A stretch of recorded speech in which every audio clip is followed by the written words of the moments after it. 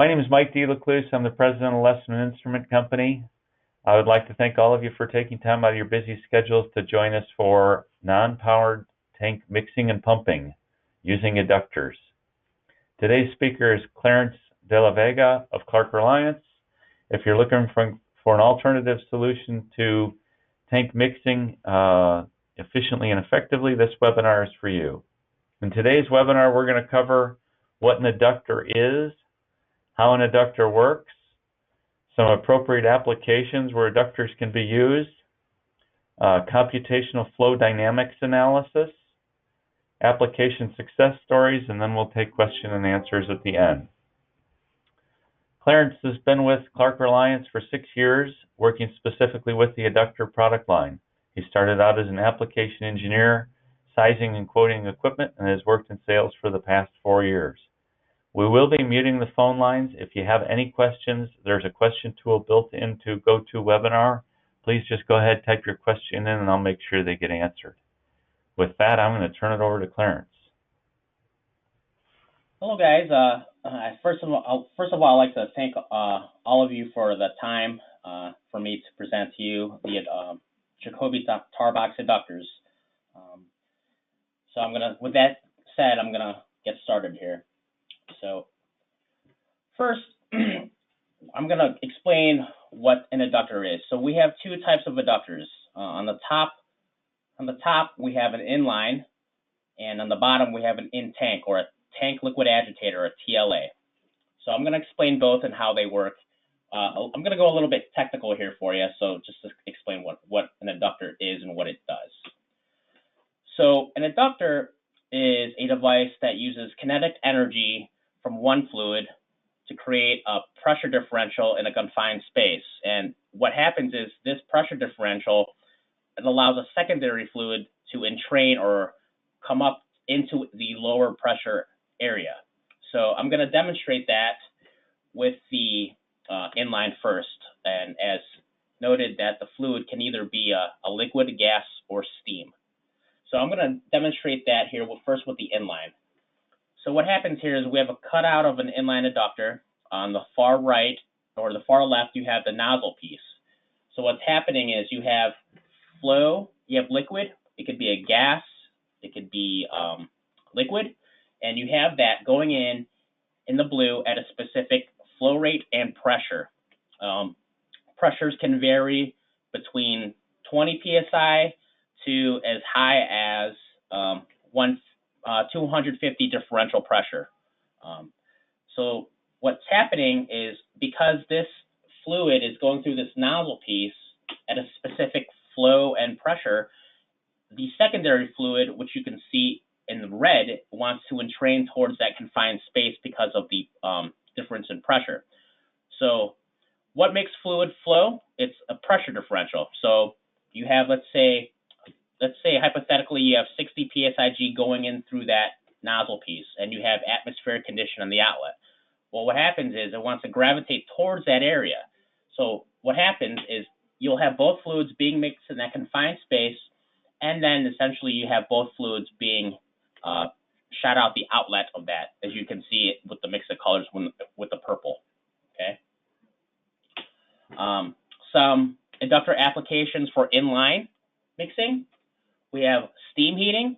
If you want to directly inject steam through your suction to heat liquid, we could do that for you.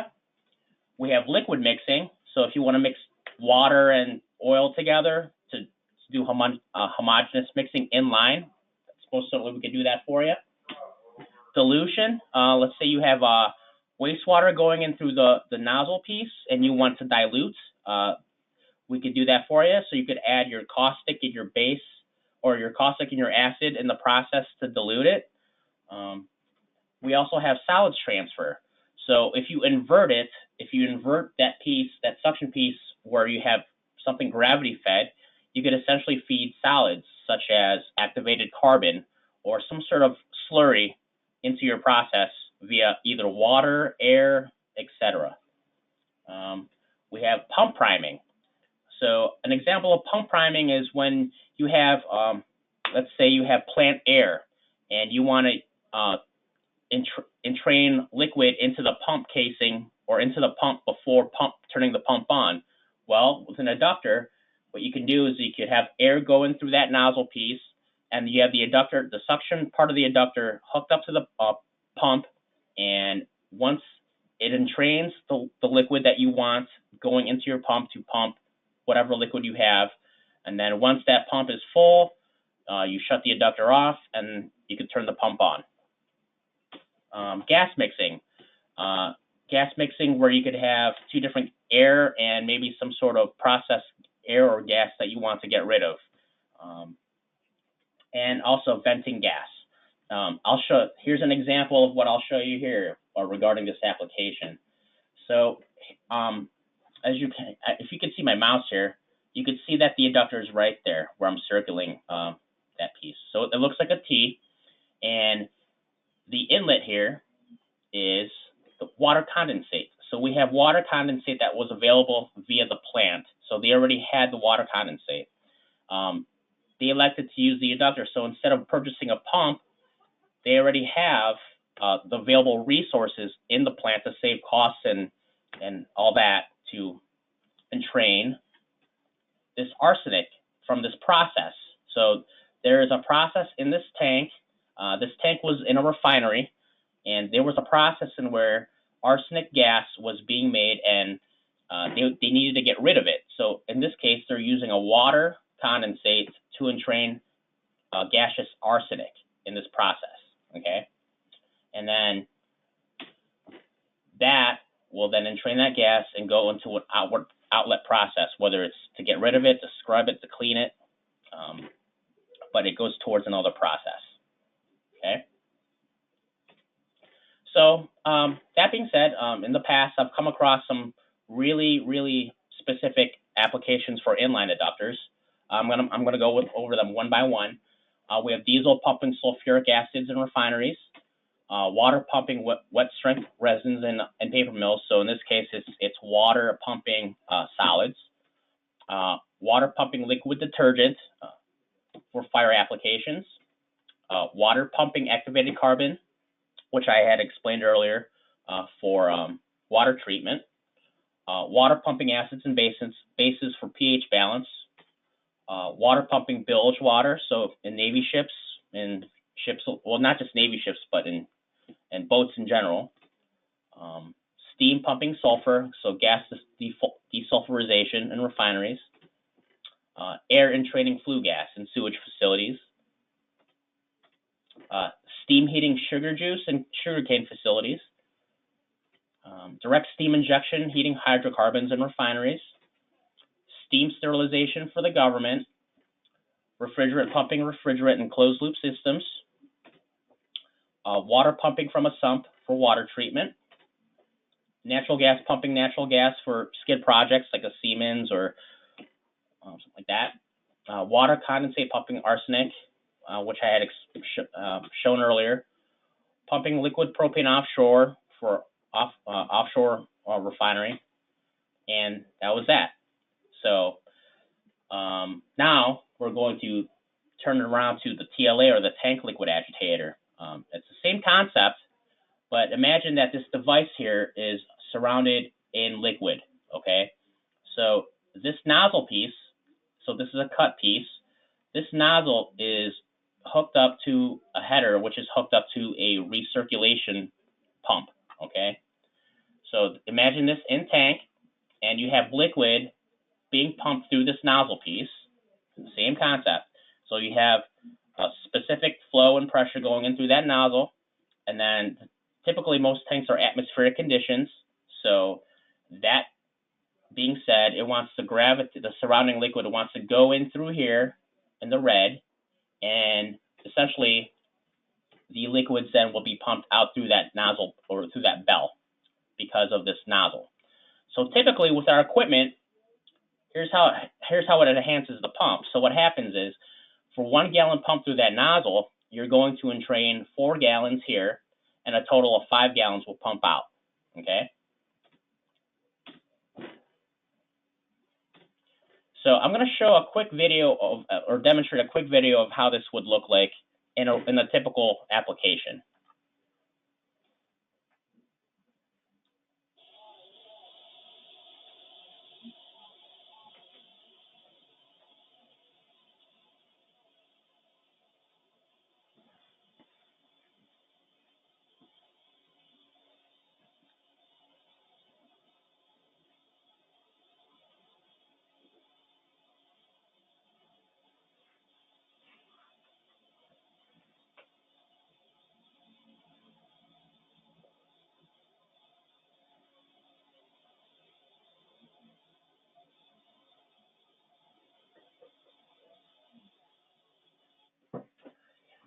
So as you can see, once that pump was turned, that recirculation pump was turned on, you saw the movement that was happening in the tank. You saw that the TLA was completely submerged, and as I moved, in this specific application, it was a wastewater treatment facility. So I'll delve into that in later slides, but they were using that was wastewater that they were recirculating, and they had caustic and acid that was added into the recirculation line. In that specific tank, they had pH monitor, so they could see what was happening, whether the pH was balanced in that tank for that water to be either recirculated or to be dumped out.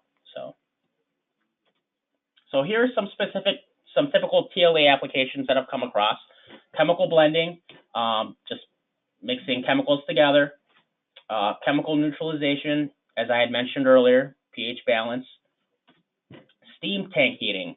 So occasionally we'll come across applications where you want to directly inject steam through the TLAs into the tank process. So typically we'll see a lot of this in ethanol plants regarding cooking the corn mash and direct steam injection. Solid suspensions. So a lot of times there's applications in where you want to prevent solids from settling, because otherwise, if there's solids in the bottom of your tank, it's going to take a long time for that stuff to get cleared out, right? So what happens is we have TLAs that could be shot across the bottom of the tank floor to prevent that from happening. So what happens essentially is, because of the recirc line, there's going to be a filter, and that filter is going to take all the solids out, and it's going to, instead of the solids actually staying in your tank, it's going to get filtered out somewhere in the recirculation line. Blending crude oil.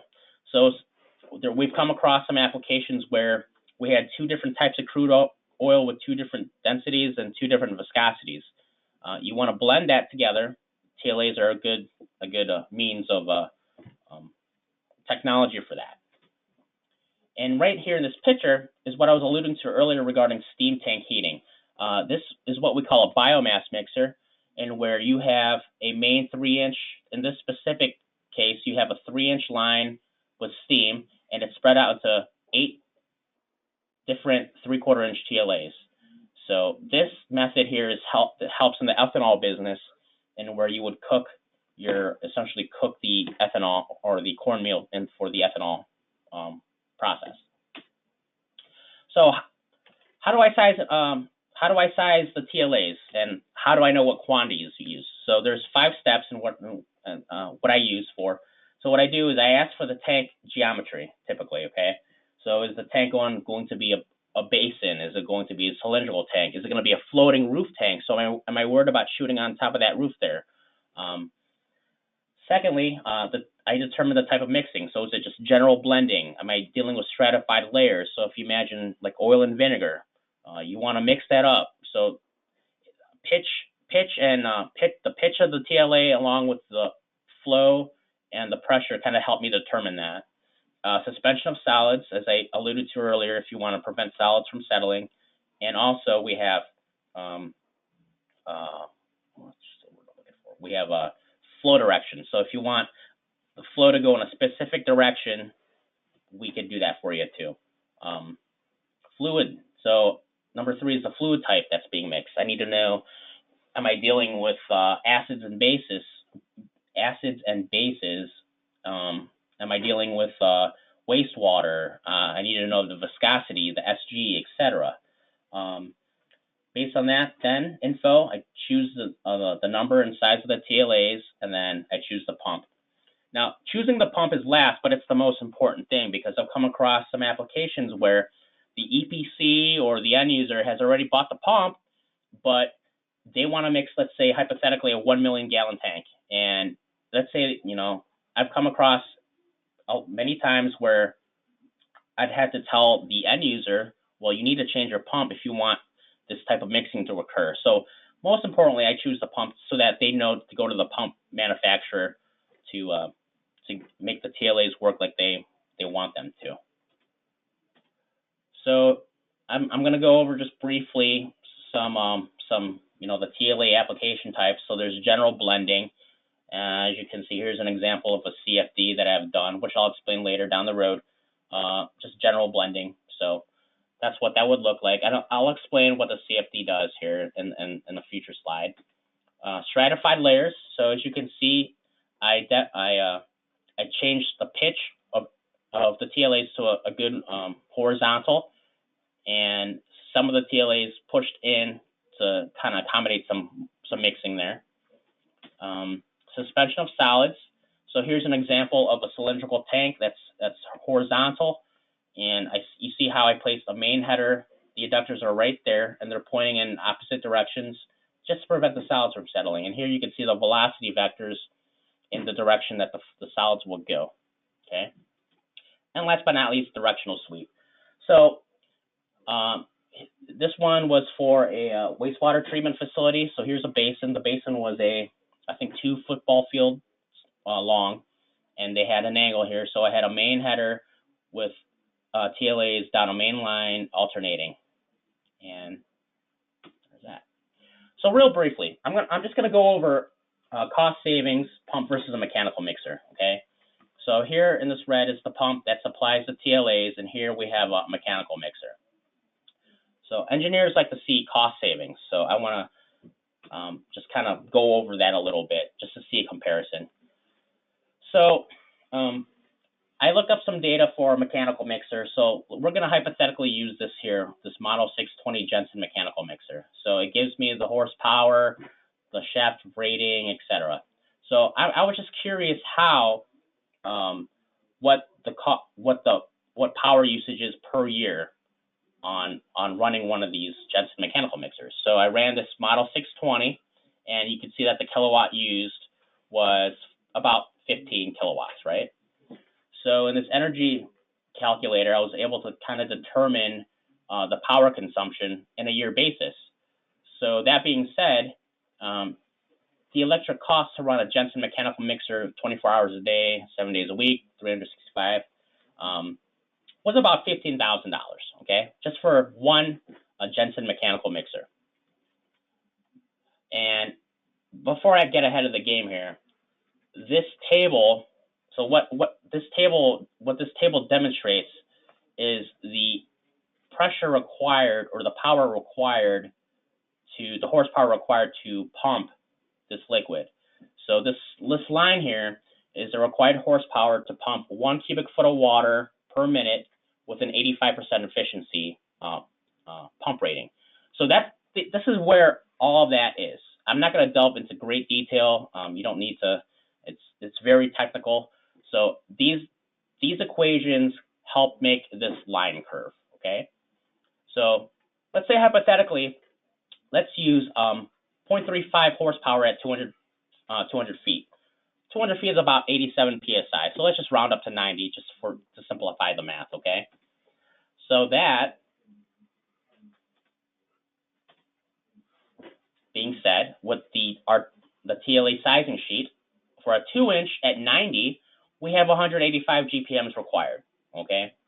So this inlet flow demonstrates that you need 185 GPMs at 90 PSI to pump that 2-inch TLA. So that being said, you saw that that table was linear, so I'm going to assume linearity here, okay? So it took 0.35 horsepower at 7.56 GPM. Now, how much horsepower does it require to pump 185 GPM? We'll do the math. And then you see it requires 8.6 horsepower, and that results in a power of 6.4 kilowatts. So converting kilowatts to the power consumption, you see that you use for one 2-inch TLA, it costs $6,700 to pump that TLA in 1 year. So comparing the equipment costs, you see that you save a total savings of $8,900 a year. That's just for pumping. So imagine that Jensen mixer breaking down, right? We've come across some instances where they had to replace seals for the mixers, and that does cost between. I had a customer that said that he had to replace seals on a yearly basis, and that cost him $7K. Not to mention they had to shut down their process, so they're losing money on that, on capital.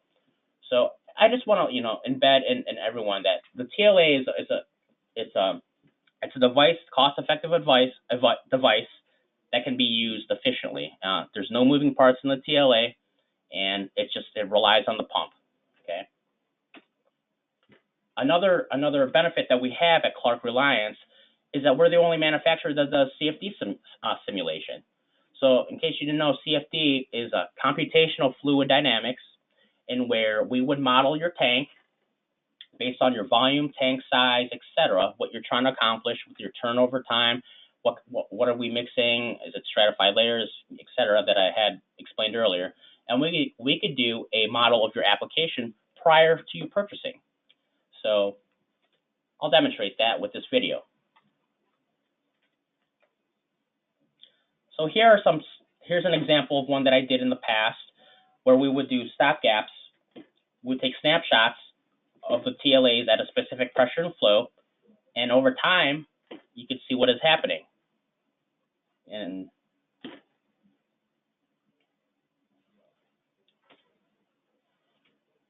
so here's some examples that I've done in the past. That's how that would look like. So what is a misconception of our TLAs, okay? Well, since the CFD is a powerful tool, I did an experiment. So I did a tank with a fixed volume, same liquid, same flow and pressure. So I ran a CFD analysis to run an 1.5-inch pipe in that tank with that specific pressure and flow. So I ran a CFD analysis, and you see, yeah, you're going to get some action going here, but then at the top of the tank here, it's blue. You don't want blues. Blue means that there's no movement, okay? So that's all right, Now, I had customers that, have 1.5-inch nozzles. So let's put an 1.5-inch nozzle in the bottom of the tank and then apply the same conditions that I did with the pipe. Well, you get something like this when I ran the CFD. You see the bottom half here gets blended, but there's nothing happening here. So again, you want to stay away from blues. So then let's put our 1.5-inch TLA, and then you see what happens here. The top of the tank is getting blended. You're getting some action here. And then if you put multiple units, you're definitely going to get your tank stirred up. And then you see when I zoom in, you see the velocity vectors. You see that the fluid wants to entrain in this area here. See? So I'm going to quickly go over some success stories here. We did a couple 8-inch TLAs for mixing, heating diesel fuel. So essentially, they wanted to use mechanical mixers, but they didn't want to waste money on the costs along with the downtime in case something were to happen to the mechanical mixers. So this process was pretty much done where they initially had heating coils in the tank, but they were afraid that if the heating coils were to leak, the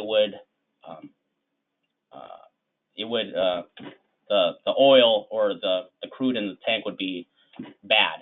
So we recommended put in heat exchangers through your recirculation line, and off you go. So we had a competitor that was also competing with us in this application. Because we did a CFD analysis for them, they opted to go with us, and they proceeded to purchase these units. There was a total of 4 of these 8-inch TLAs with 2 tanks. Another one is a munitions plant, and where they dealt with acids and explosive particulates. So this had to be polished at 15 RA and designed to meet specific welding requirements. So as you can see here, this one was made from I just wanted to show this because we're very open as far as what the customer needs. Normally our TLAs come in castings, but we're very open. We're a machine shop, so we can machine from bar. We could weld these have the pipe, and you see something like that. So this was done where they didn't want to use mechanical mixers because of the point that it could make pretty much everything explode in that facility. So this had to be electropolished because they didn't want to have any solids going into the pits or crevices of this unit. So this is why it looks like that. We have a car manufacturer that had wastewater in these tanks from their painting process. So whenever they do, when they do their frames, it goes through multiple baths. So it goes through a phosphate bath, it goes through e-coat, coat bath, etc. So all that liquid gets stored in here when it's not used up. So essentially, they built these fiberglass tanks, and there wasn't enough room for a mechanical mixer to be placed on top of the tank. So they went on our website and they saw the safety analysis. They said, okay, we'll give it a shot. So they tested out 2 tanks, 2 in each tank. It worked really well, and from that on, they purchased the rest of the 18 tanks. A refinery. So we had an instance where a refinery had asphalt and they wanted to heat it up. Well, essentially they had nozzles. They only had nozzles in the tank, right? So the CFD played a key role in this. So we went down and we said, okay, well, the TLA is already a nozzle. So but it's a nozzle added with the bell to it, right? So we demonstrated what would happen if you just had the nozzles there. So they had these nozzles, these 4 nozzles that were angled in the tank, and we ran it. And you see, like I said earlier, you don't want blues. That's way too many blues. You're only getting movement here in this one area. So then, okay, we told them if you replace the nozzles with our 1.5 TLAs, here's what would happen. Yeah, there's some blues, but it's a lot better than what it was with just nozzles. The whole point here was they didn't want to change their pump because it was expensive, so we just replaced the TLAs because it's more cost effective. And as you can see here, they were getting a ton more movement than they were with the nozzles, okay?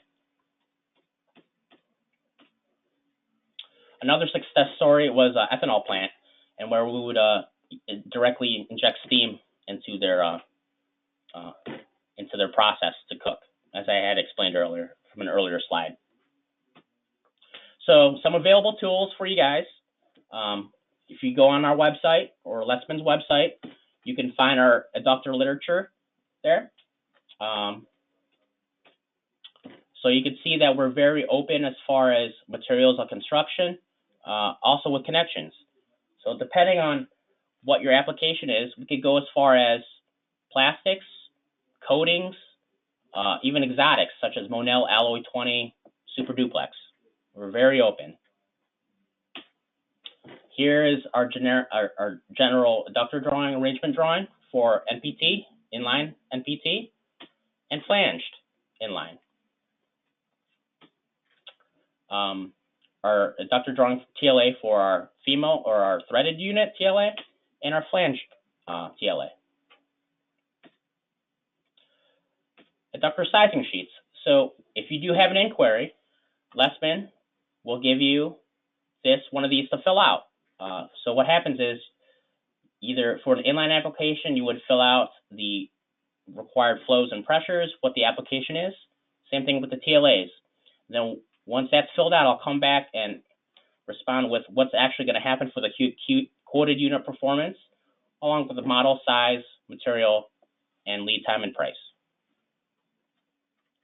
Also the CFD analysis. So as you can see here is an example of one that I've done in the past for an engineering firm. So the CFD number is directly correlated with the quote. And as you can see here, it's the application spec summaries right there, and noted that the TLAs that are in the CFD are specifically our equipment via our 3D model.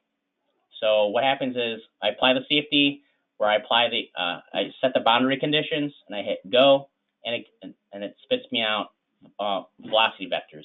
So what you're seeing here in a CFD analysis is a cut view. So if I were to cut this at full blend at 17 minutes, you see that there's a lot of reds here, okay? And over time, what's going to happen is these are going to change because of the constant movement. Same thing here from a top view. Over time, these reds will change, these greens will change to yellows, etc., because of the constant movement. It's more, I just want to say that it's, you know, the video, that the CFD video that I showed is a representation, a true representation of what is happening in the tank compared to just maybe a still shot. But, and then I do a summary sheet of what the analysis has provided to us. Okay.